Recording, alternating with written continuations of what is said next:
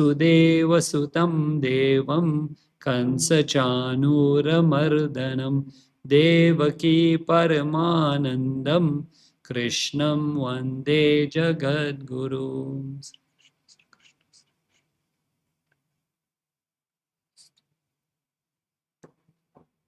Hari Om. Today we will start with chapter 16, the very first verse. So if you look back at the previous chapter, the closing verse, verse 20, there the Lord mentioned that this scripture, this text which we are studying now, he identified it as a Shastra, a scripture. So it's very important to note that Bhagavad Gita has been identified as a Shastra. And last week, I explained to you, when we say that this is a Shastra, it means that it has 6 qualities in it. 6 what we call topics are discussed there.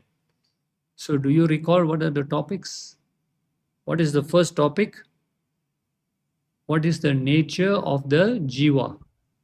So Shastra must explain this. In order to qualify it to be called a Shastra, a scripture, it must explain what is the nature of a Jiva. That means the individual soul. Okay. Number 2, then it must explain to us what is the nature of Ishvara, the Supreme Being. Number 3, it must also explain to us what is the nature of Jagat, meaning the world in which we live in. How do we interact with the world? We must therefore understand what is the nature of the world. Number 5, what is the cause of bondage? Number 4, what is the cause of bondage? Because we are all coming back for repeated births. If we want to get out of this cycle of birth and deaths, we must understand what is the nature or cause of bondage, bandham. Number 5, what is the means of liberation? How do we get out of this bondage? The scripture must teach us this also. And finally, the 6th topic is called Jivatma Paramatma Aikyam, meaning how the soul becomes one with the Supreme. So Jivatma, the individual soul, Paramatma, the Supreme Soul, Aikyam, meaning the oneness of that, the meeting of this nature of the soul meeting with the Super Soul. So Gita is identified as a Shastra because it covers all the 6 topics. Secondly, Krishna also identified this Bhagavad Gita as Guhyatamam, the most secret. And in order for, see why it is called the most secret, because very few people are interested to know this knowledge. Very few people follow the path of scriptural knowledge. Most people are not interested. They don't see the value in it. But in order also for us to listen to this knowledge, in order for us to understand or have an interest in this knowledge, what are the qualities we must have also? Because if we don't have certain qualities in us, we can come here, sit down, spend 1 hour and go back. Still we are not changed at all because we have not absorbed anything. You understand? So we come in as it is, we go out as it is. But what are the qualities we must have? So that brings us to chapter 16. The title of chapter 16 is Daivasura Sampad Vibhaga Yoga. Daivi means divine. Asuric means that which is demoniac. Asuras, demoniac. Sampada means what is the nature of the divine, what is the nature of a demoniac person. Now here when we talk about divine and demoniac people, we do not mean just those devas which are residing in heaven or the asuras which are residing in hell. Who are the demons and the what you call devas, the devas and the asuras? Who are they actually? Who is this they are referring to here? Huh? human beings. We can be the devas, we can be the asuras. Based on what? Sampada. The word sampada here means what is our nature or the qualities we have. So you can identify a human being who is divine or a human being who is demoniac. Vibhaga means a division. The Lord is saying, I will explain to you the clear division between a divine human being and a demoniac human being. Now, obviously, who is interested to listen to scriptural teachings? Divine or demoniac people? Divine people. So what it means here is that the more divine qualities you have, the more you're attracted to spiritual practices. The more you're attracted to spiritual practices, the more chances you have of getting out of the cycle of birth and deaths. So another interesting thing is, if you recall in chapter 15, verse 2, okay, we go back to chapter 15 because there is always some linkage between the past chapters and this chapter. Chapter 15, verse 2, the Lord said that actions that we perform can be compared to the roots of the tree. So what is the function of the roots of the tree which are below the ground? They bind the tree to the ground. Now, what is the allegory? What is the allegory? He says the actions that we perform are compared to the roots that bind the tree to the ground. So how do we apply that to us? Sorry? Causes attachment, meaning the actions that we perform will bind us back to repeated cycles of birth and death. So if we want to get out of the cycle of birth and death, we must therefore understand what are the right actions that will liberate us. What are the actions that will bind us also? So actions that are performed with some selfish intention. Example, you see, is giving charity good? Is giving charity good? What happens if you give with ego? So, action depends on the intention or motive. Okay? Action can be good, but if motive is wrong, then is that a binding or liberating action? It's a binding action. So, we must be very careful. Action must be pure, motive also must be pure and clear also. Okay? So that is called rajasic actions. Those good actions you do, you give charity, you do dhanam and all this, you go to temple, but there is a motive behind that. Okay, that is rajasic type of action that binds us also. Then there are tamasic actions. What are tamasic actions? Those actions which are forbidden by the scriptures, lying, stealing, etc., etc., etc. Okay, those also bind us. So therefore, what kind of actions can liberate us? Sattvic action. So how do you define sattvic actions? How do you define sattvic actions? Giving charity, we just realize that the motive must be clear. So sattvic action is giving charity. So what must be the motive?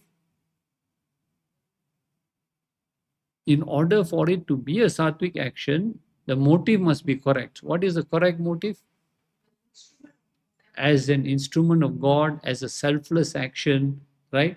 So the action backed by a pure motive, considering ourselves as an instrument of the Lord, doing it as a selfless action without expecting any rewards, makes that action a liberating action. We are not bound by subsequent births. So that's very important for us to keep in mind.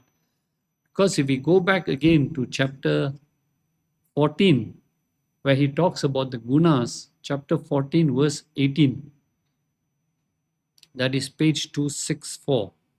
Chapter 14, verse 18, page 264. He says, those who abide in sattva, that means those who are performing sattvic actions, where do they go? They rise to the higher worlds, meaning the Swarga Lokas. Okay?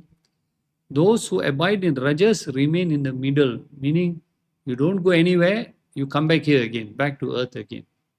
Of course, it doesn't mean that those who go to Swarga Lokas also won't come back. They also will come back. But at least you enjoy some benefits in Swarga Loka. And those who abide in tamas sink to the lowest regions, meaning go to Naraka Loka. Okay.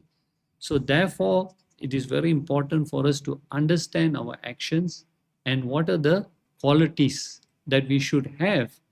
So chapter 16 is very important in the sense it gives us a checklist, especially in verses 1, 2, and 3. The Lord will give us 26 what we call divine qualities, Daivi Sampad, divine qualities. So we must use this as a checklist and find out, are we going in the right direction? What are the qualities we have? We maintain them. What are the qualities we don't have? We cultivate them. The more and more we cultivate, the more and more closer to God we are going. And verses 14 to 21. See, Lord only takes 3 verses to tell you good qualities. But verses 4 to 21, he takes so many verses to tell you about the bad qualities. So this is very allegorical. You think back at the Mahabharat war, how many battalions were on the good side, how many battalions were on the evil side? Remember, I spoke of this in the introduction. In the Mahabharat war, how many total battalions were there facing each other? 18. So how many on the Pandava side, the good side? 7.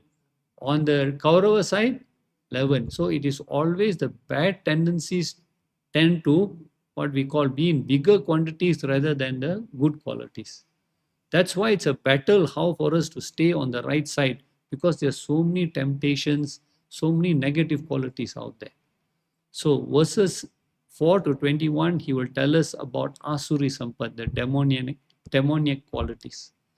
And in the closing 3 verses, the Lord will summarize these 2 parts and compare for us about these 2 parts. So there's a beautiful saying I came across from this one philosopher called Thomas Fuller. He says, he that falls into sin is a man. Because it is natural for us, any human being, to fall into sin.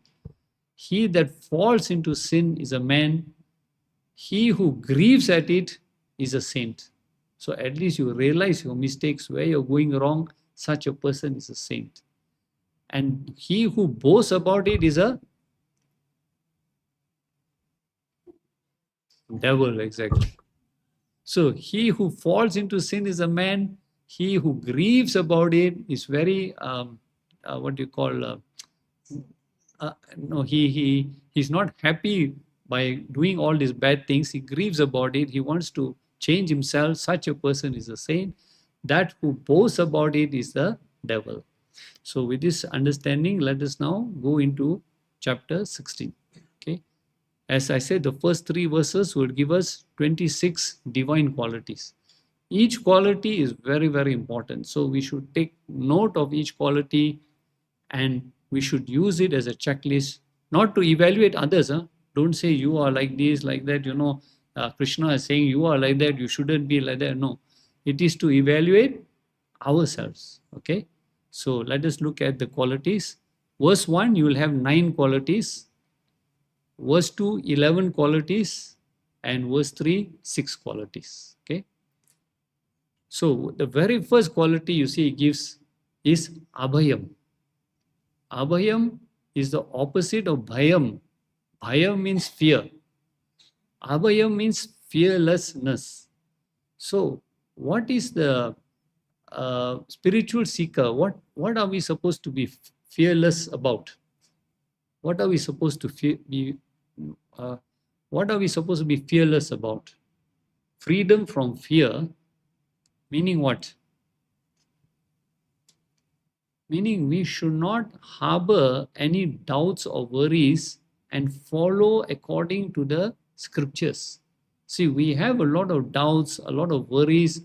Even many people say, we tell them to study the Geeta, they say 700 verses, how to study. We always seem to have a lot of negative, what we call qualities when we go on the spiritual path. And fearlessness also means that on the spiritual path, you will meet a lot of obstacles, right? Especially you have friends and relatives who don't understand why you're wasting your time. You tell them I'm going for Gita class, they cannot understand why you're wasting your time. So you'll find people who criticize you, people who make fun of you, people who try to discourage you on this path. So that's why fearlessness is very, very important. We have to meet all these challenges. And there is a story told about when the great king Alexander first entered into India, and he sent his generals ahead to go and clear the path. And after a while, they came back. They told Alexander, there is a strange fellow sitting on the center of the road there. He refuses to move. We have threatened him so much, he refuses to move. So Alexander said, now mind, let me go and see. So he went there. He saw this gentleman wearing a loincloth just sitting on the ground. So he told the person, if you don't move, I will kill you right now with my sword. But the man said, you cannot kill me. Go ahead. I am the immortal soul. You can only kill this mortal body. So go ahead and kill me. So now Alexander was taken aback because this man was totally fearless. He didn't fear for his life. And then he realized that they had told him that there are these great saints and sages who have no fear about life. So now what can he do? He's in such a situation, his army needs to move forward. This man is sitting in the center of the road. He has no fear of death. So he says, okay, look, I will give you a lot of gold. I will give you diamonds. I will give you money. Just get out of the way. The man said, no, I don't want gold. I don't want anything. So Alexander kept on tempting him. Finally, he got fed up. He said, okay, look, tell me at least one thing I can do for you to make you move from here. So what did the sage say? He said, okay, one thing you can do. Before you came, I was sitting here meditating on the sun. I was feeling the rays of the sun. Now you've come and stood in front of me. You are blocking the sun. So just move about 2 feet away. That's all I want from you. Just a simple thing. Just get out of my way. And I will then finish my meditation and I will get up. So such was the courage of saints and sages that they could face any situation in life. And that's why Krishna tells us the very first quality of a divine person is abhayam, to be fearless, right? Not to let people intimidate you. Even they make fun of you, they put obstacles in front of you, but you have to carry on this spiritual path. What is the second quality? Sattva samsuddhihi. Now be very careful here again. The word sattva here means mind. It does not mean sattvic quality. So sattva here, that's why in Sanskrit there are words that can have different meanings. So we must always read the interpretations. Okay. So here in this book it is given purity of heart. So heart here means actually the mind. So samsuddhi means purity. The word samsuddhi means purity. It comes from the word, what we call that white camphor that we burn. What do you call that? Sudam, right? That is pure. So sattva means mind. Samsuddhi means purity of mind. So when we talk about purity of mind here, it means what? To be devoid of desires. But what type of desires? Rajasic desires and tamasic desires. Because many people think when we come to spiritual path, we must not have any desires. But that is wrong. How we know is wrong? We go back to chapter 7, verse 11. Go back to chapter 7, verse 11. Page 140. There Krishna is said very clearly, I am desire. He's saying, I am desire. That desire that springs in human beings, Krishna says, I am the desire. But what type of desire? Which is not contrary to dharma. So any good desire you have, going to temples, reading the scriptures, giving dhanam, doing seva, even taking care of your family, those are all very good dharmic desires. There's nothing wrong. I have sometimes some ladies come and tell me they feel very guilty. They say we leave our family, then we go and do seva. Is it wrong? So looking after the family is the first priority. You cannot neglect your family and then go and do seva somewhere else, right? But at the same time, you should not be so attached to family that you forget about everything else also. So it is finding a balance also in life also. So here he says, I am desire which is not contrary to dharma. So it is okay to have desires, but we should not have rajasic and tamasic desires. And I think I've gone through with you this, what is known as the ABC of desires. Do you remember? How many of you remember? What is the ABC of desires? Forgot already. Okay, never mind. We'll just briefly go through. Desires must fall into these three categories. A stands for allowed desires, good desires. That means dharmic desires, which are sanctioned by the scriptures. A, allowed. B is even those desires which are allowed desires, you must have B means balanced desires. I have desire to set up a new business, no problem. I have desire to travel to Switzerland for holiday, no problem. I have desire to go to a best restaurant and have the best meal, no problem. But balance means have desire for worldly things, have desire for spiritual things also. Keep a healthy balance in life. Don't overpower yourself with worldly desires and forget about spiritual desires. So B stands for balanced desires. And C stands for clean desires. What do we mean by clean desires? They must be devoid of these few qualities. What are the few qualities? First thing is krodha. Desire must be free of krodha, anger. What do we mean by that? When does anger come in? What is the definition of anger? Why do you get angry? Huh? When you don't get what you desire. So anger is nothing but interrupted desire.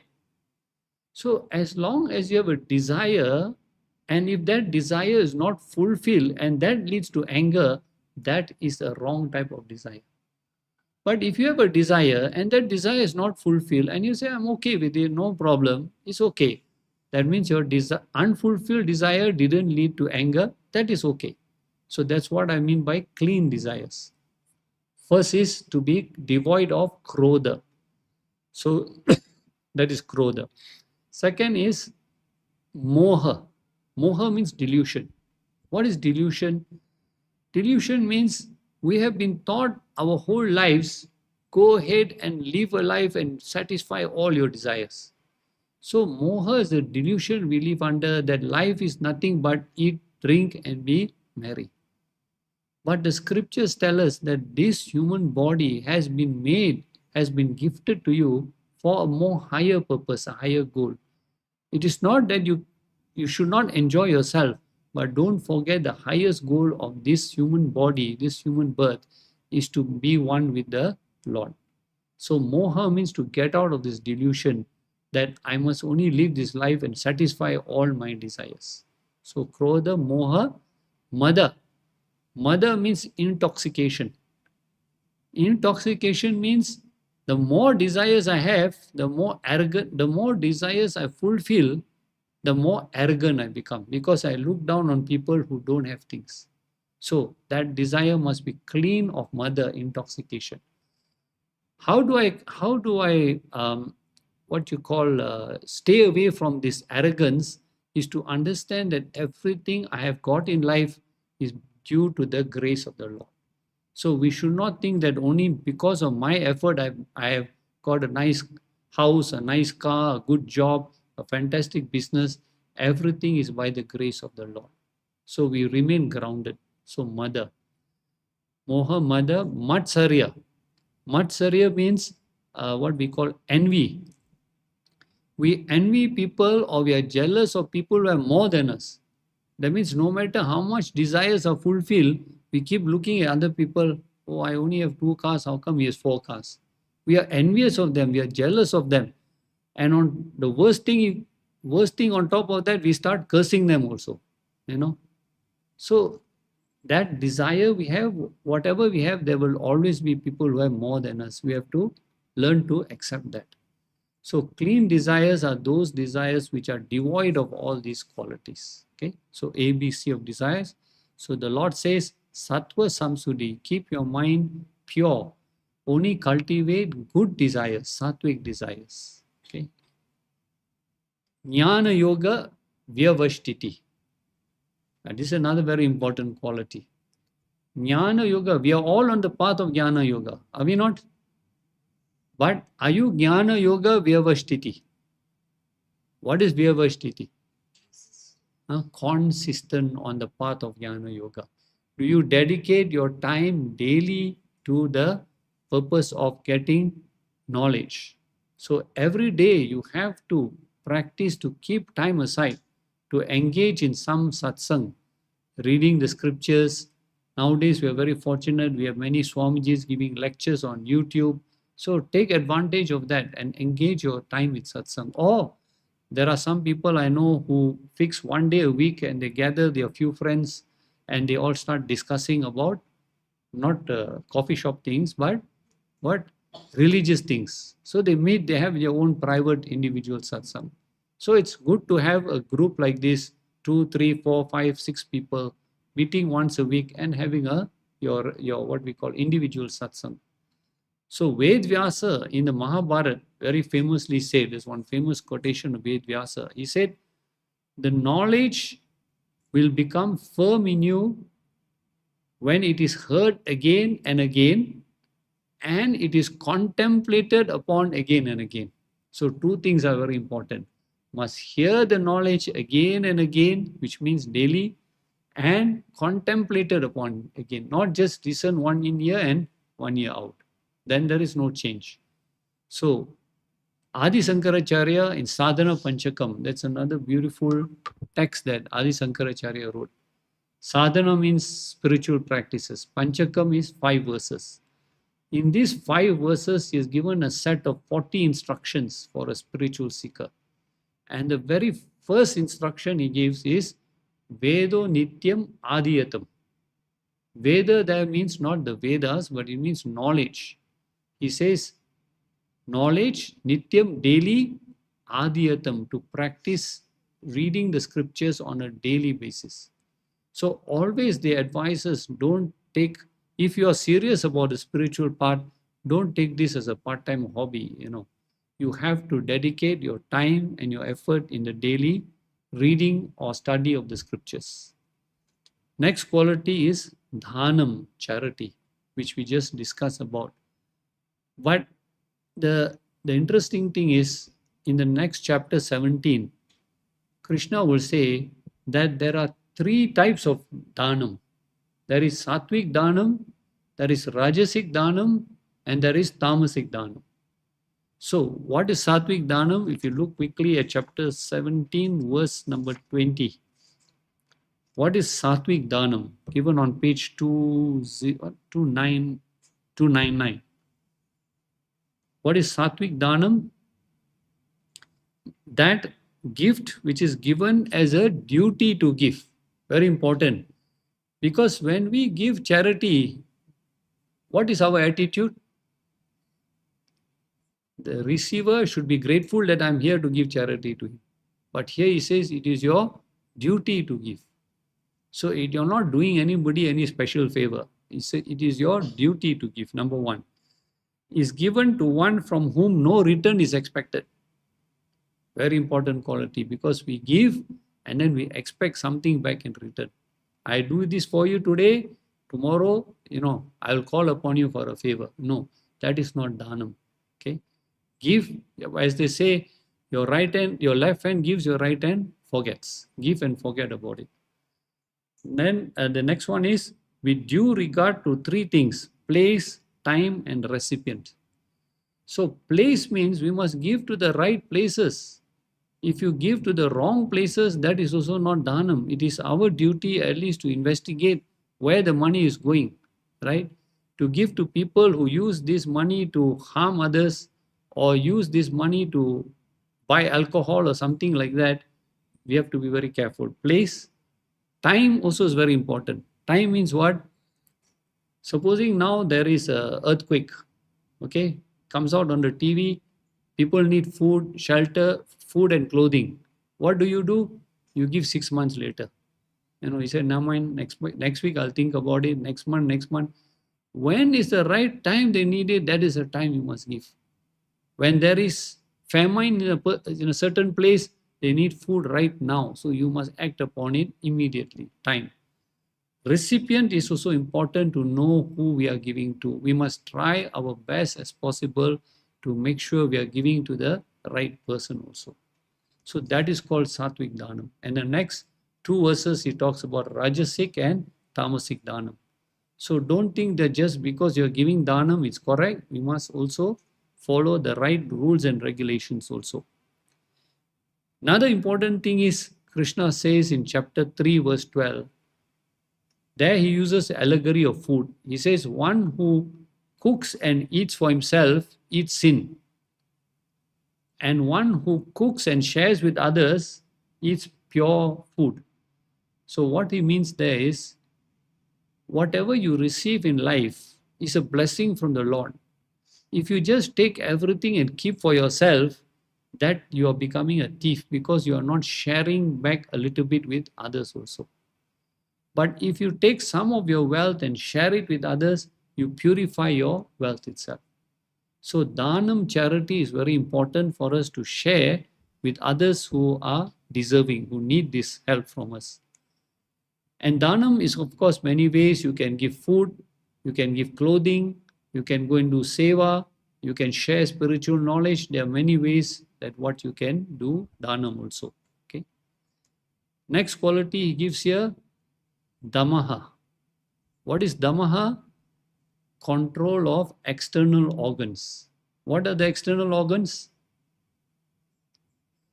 The five senses, okay? Ears, nose, eyes, etc., as you all know. So, in the scriptures also, this is called Indriya Nigraha. Nigraha means to discipline the Indriyas, the five senses.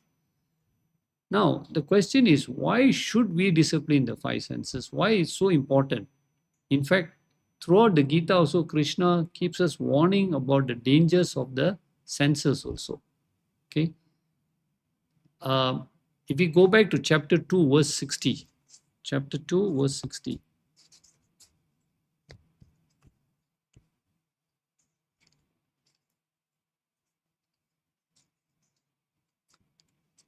That is on page 52, right? Chapter 2, verse 60.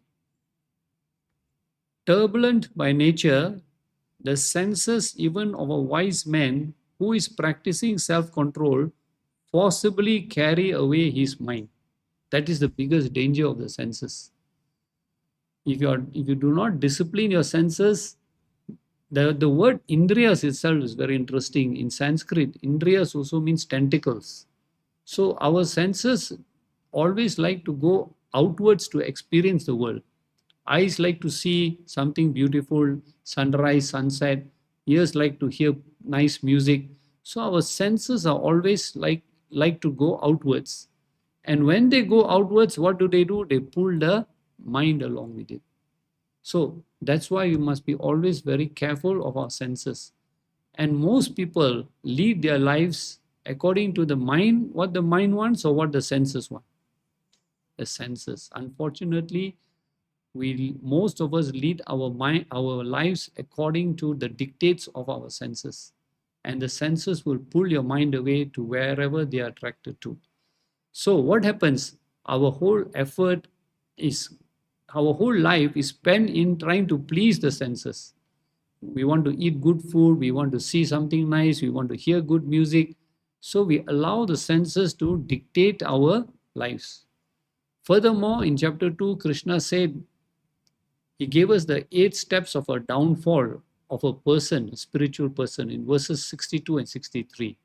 The 8 steps downfall, and the very first step starts with when the senses get attached to something. The minute the senses get attached to something, the mind starts to reflect on that thing. And when the mind reflects on that thing, you get attached to it. And then you want to possess it. And then you have to do some action to possess that thing. So the whole, what we call the steps of 8 steps downfall is so beautifully described in verses 62 and 63. So one has to be a master of the senses. If you want to be firm on the spiritual path, you have to learn to discipline. And that's why I said last time also, I mentioned that whenever we go to temple, a temple is something that engages all our 5 senses, but we don't realize it. Many people ask, why go to temple?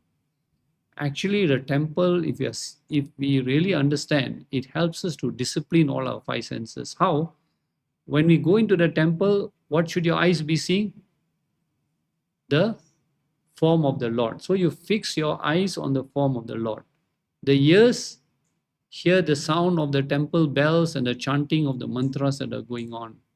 The nose smells the fragrance of the flowers and the joss stick that is burned, that is offered to the Lord. The lips taste the prasadam that is offered to us. So every bit of our senses is engaged with the Lord. And our skin, when we bow down and we touch the floor of the temple, that also we are connecting with divinity. So the temple actually is a place that engages all our 5 senses. It's very important that, therefore, whenever we go into the temple, we should not waste time allowing our senses into other things. People have a very bad habit. When you're sitting in the temple, they come sit next to you, and then what do they talk about? Hey, how was a party that day? Or how is business going? How is life doing? All that is irrelevant. I want to concentrate my 5 senses onto the Lord. I hear the bhajans being sung. I hear the mantras being chanted. All my 5 senses are engaged with the Lord. Next quality, yajna. Yajna can mean 2 things. One is the fire ritual that we do, the Havan Yajna, okay, pouring the oblation into the fire. Second type of yajna refers to the Pancha Mahayajnas, okay, the 5 great yajnas. So yajna basically means sacrifice. So what should we sacrifice? You might say, what has the world done for me that I should sacrifice? But the scriptures tell us there are 5 sacrifices you must perform. Every human being must live the life by performing these 5 sacrifices. In fact, in chapter 18, verse 5, Krishna says there are 3 practices that one should never abandon. Krishna says you can give up all practices, but 3 things you must never give up. What are they? Yajna, Dana, Tapaha. 3 things. Yajna is my prayers and rituals as for me to thank the Lord for whatever He has given me. Dana is my sharing my wealth or whatever I have with society. And Tapa is disciplining myself. So Yajna, Dana, Tapa. So here, what are the 5? I'm sure you've heard about the 5 Pancha Mahayajnas. So what are the 5?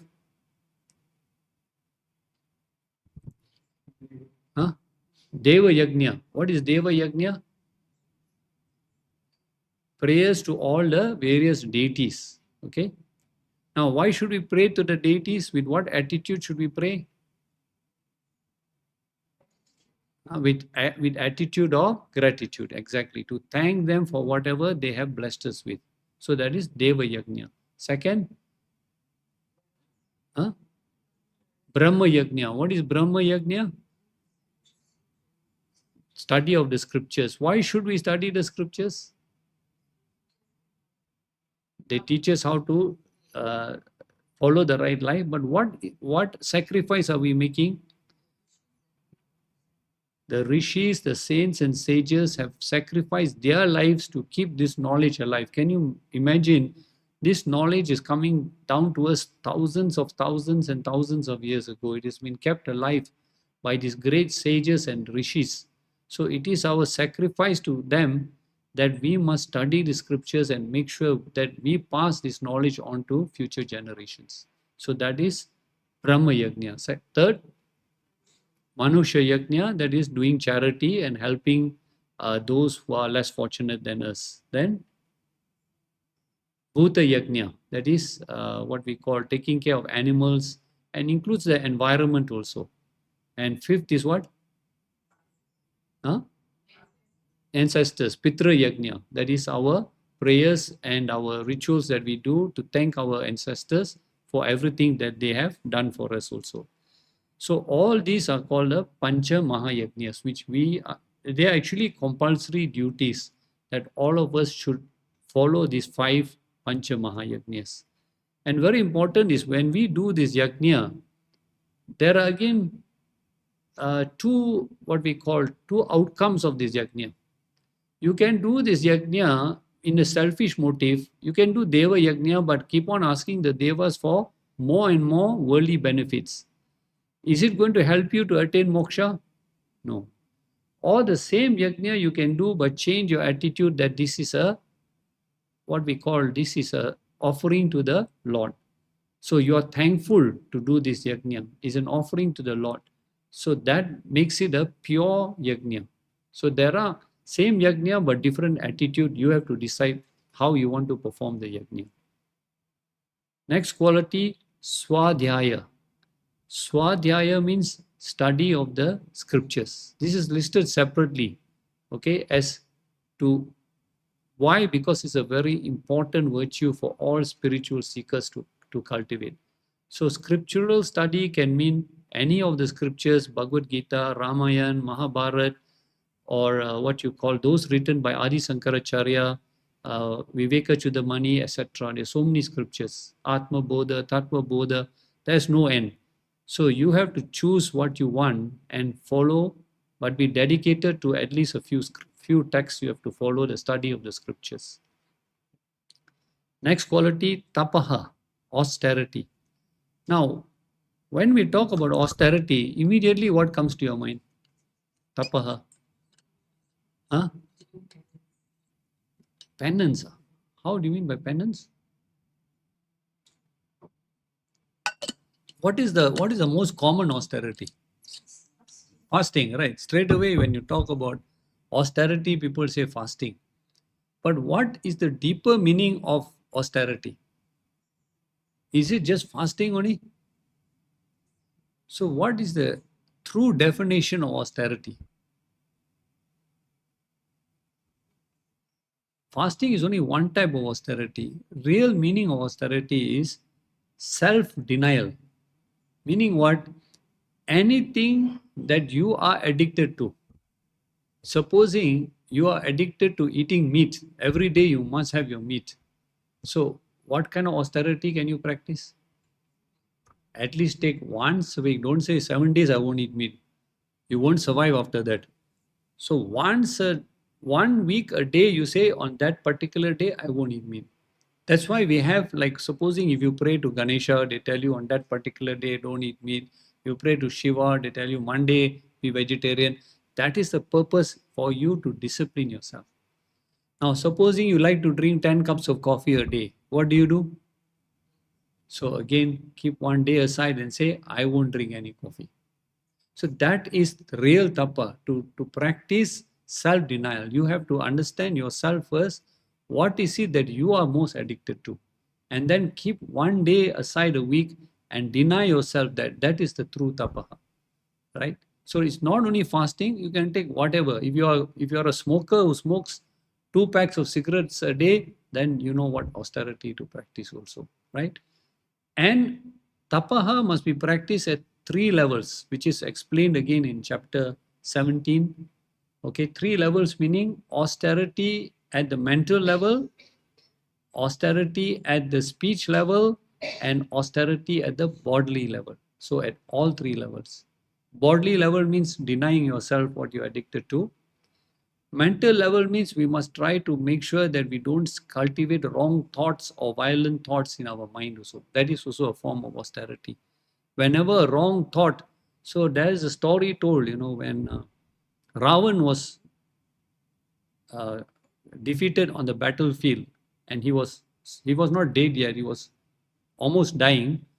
So Lord Rama was advised, go and see Ravan and get some advice from him, because no doubt Ravan was a very cruel person, but he was a very knowledgeable person. So he had a lot of good knowledge. So Rama was told, go and seek some advice from him. So he went to see Ravan at the battlefield. That fellow was dying. So he asked him for some last minute advice. So Ravan said, I only got two things to tell you. One, when a good thought comes to your mind, do it immediately.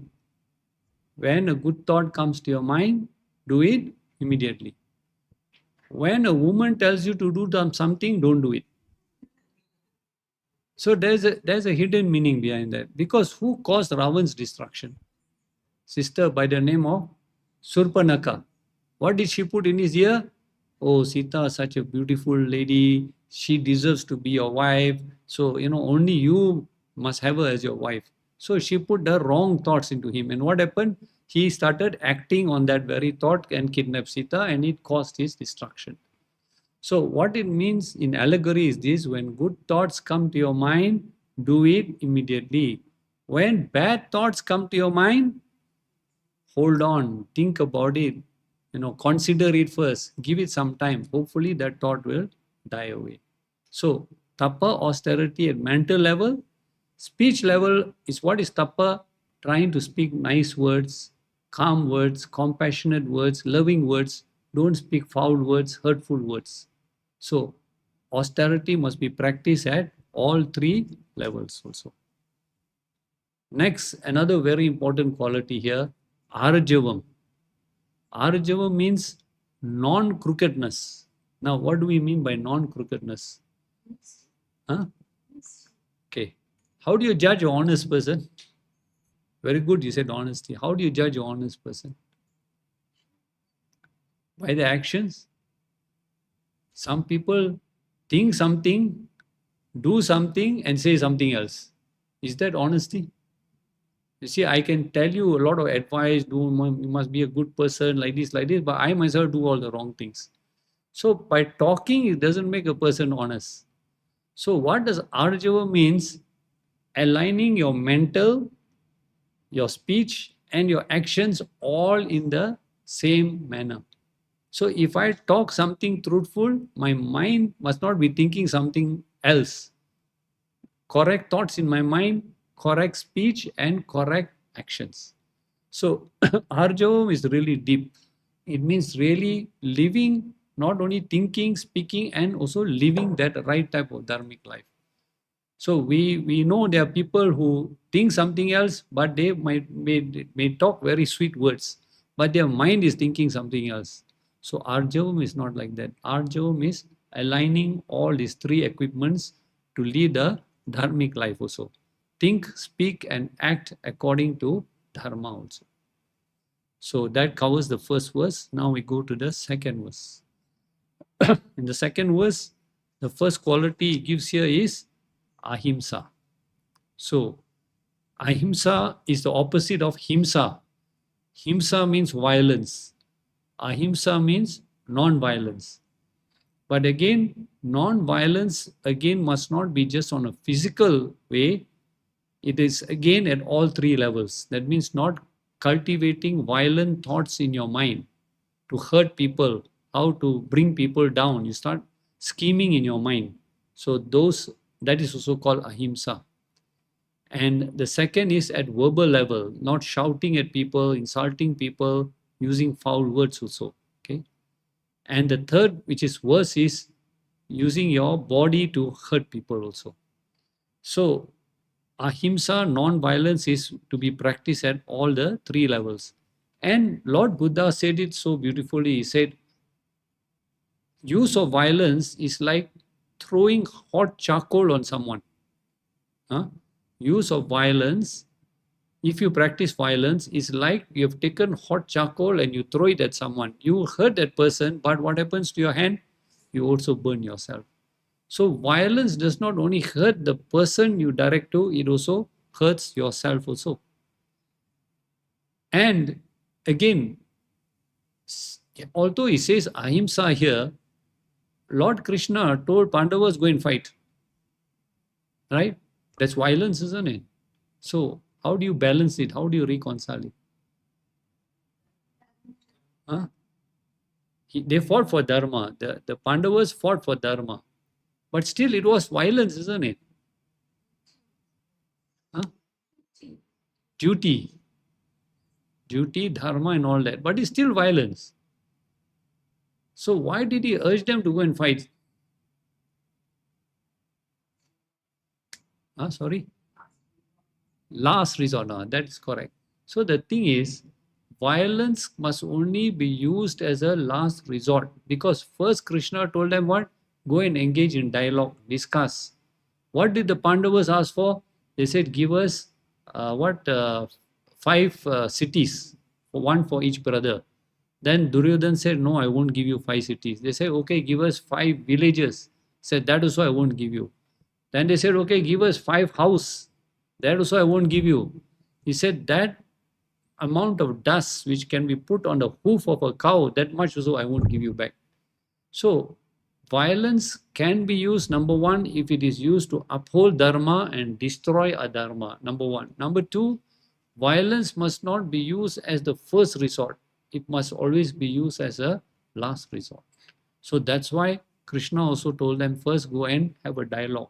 When that didn't work, then only he told them to go and fight for their rightfulness also. Okay, so what we call here ahimsa. Then the next quality is satyam. Yeah, not to destroy environment. Yes, exactly. Not to like now is a very big thing, right? Don't destroy the environment. So all that falls under ahimsa. You're right. Next quality is satyam. Again, is the opposite of asatyam. Asatyam is to live a life of deceit, untruthfulness. So satyam is leading a life of truthfulness. And if you notice when you see these Indian pictures, where the judge sits behind there, I don't know how many of you can read that wording. What is the wording behind there? Every court where the judge sits, there is one wording there. Satyam eva jayate. This is taken from the Vedas, from the Mundaka Upanishad itself. Satyam eva jayate. It means what? Truth always prevails. So leading a life of truth, you suffer, you do suffer. All the saints and sages who led a truthful life, who fought for dharma, they did suffer. Mahatma Gandhi was thrown in jail when he fought for truth. So, Nelson Mandela, etc., they did suffer, but they never gave up the path of truth. So it's not one of the easiest ways. And the truth, the most difficult time to tell truth is when? It's very easy to tell the truth, but the most difficult time to tell the truth is when?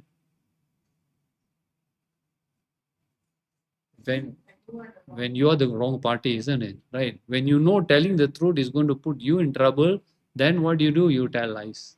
So being on the path of truth, satyam also is not very easy, but it is one of the very divine qualities. So you must be prepared for that, to speak and what you call the truth always, even though it might cause you some problems also. Next, again, very important quality, akrodha, which is opposite of krodha, anger. So akrodha is absence of anger. Okay. Now, anger, if it is at mental level and you can control it there, it's not so bad. But our problem is from that mental level, it comes down to the speech level. And then we can't control that. We start saying things that we regret later.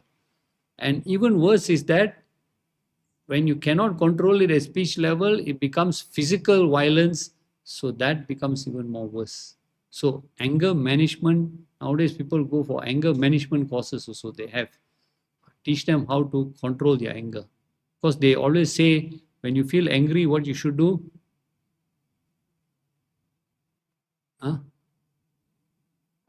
Count to 10.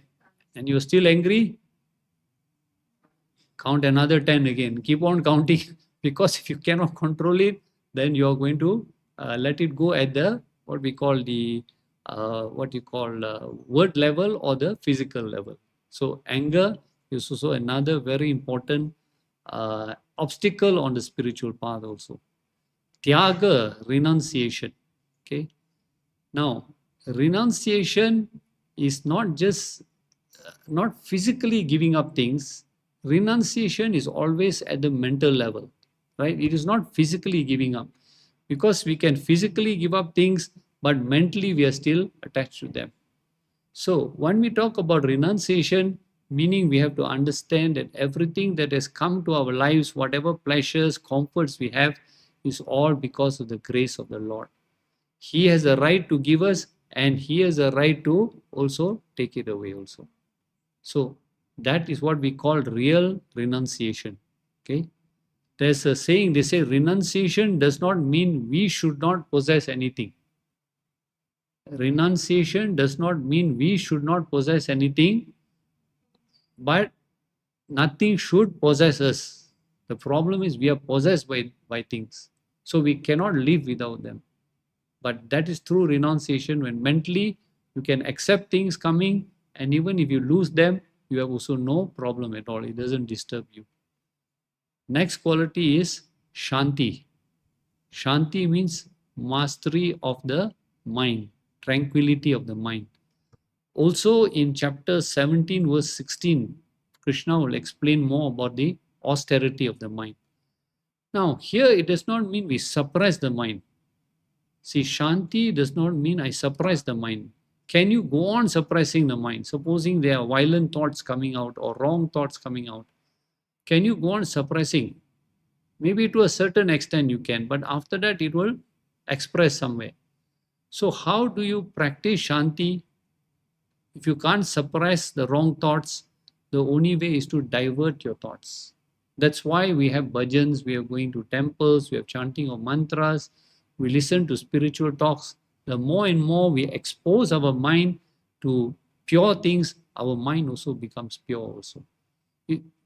As you all know, like when you have children, at the very young age, they are exposed to violent movies.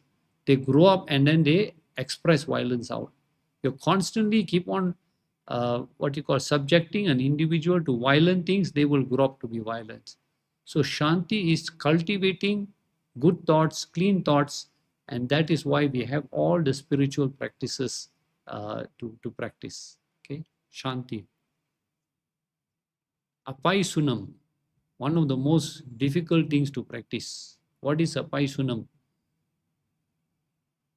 Absence of speaking ill about others. We always like to gossip about others, especially when do we gossip about other people, talk ill about them, make fun about them? Some of you are already laughing already.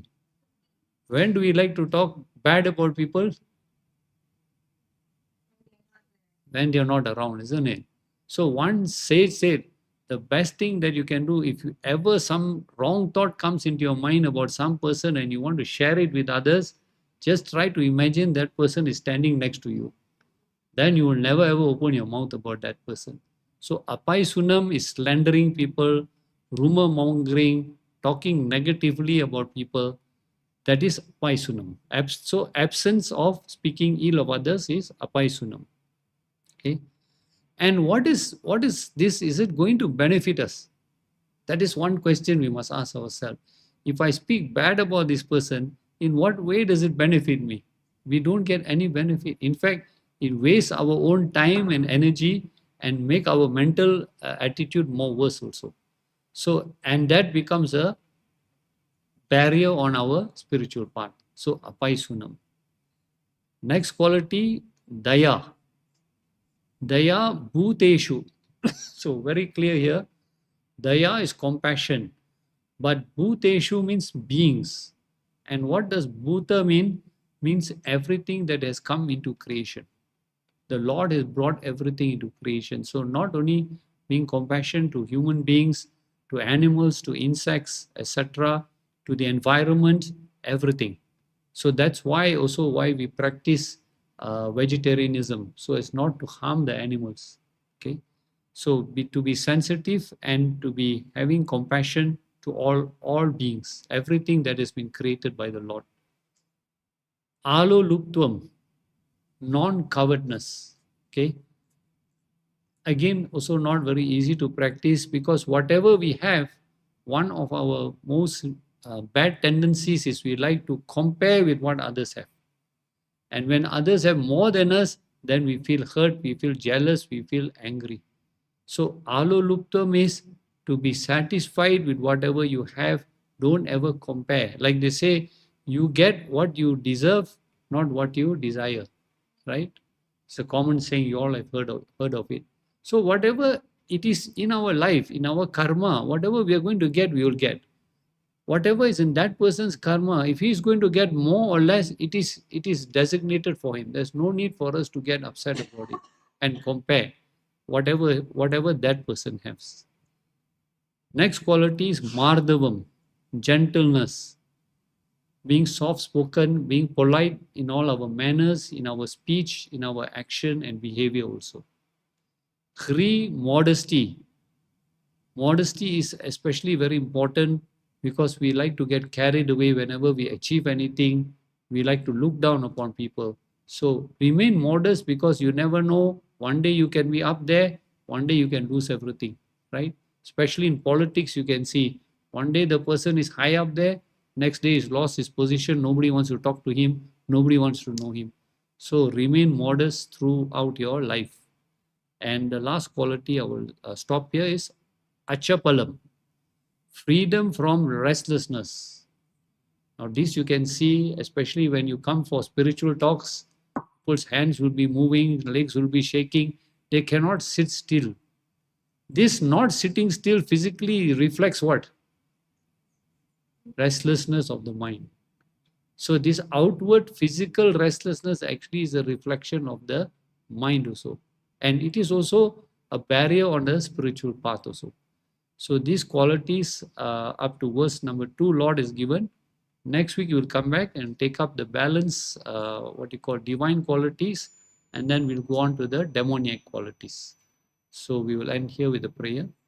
Vasudeva Sutam Devam Kansachanuramardanam Devaki Paramanandam Krishnam Vande Jagadguru. Thank you, Hari Om.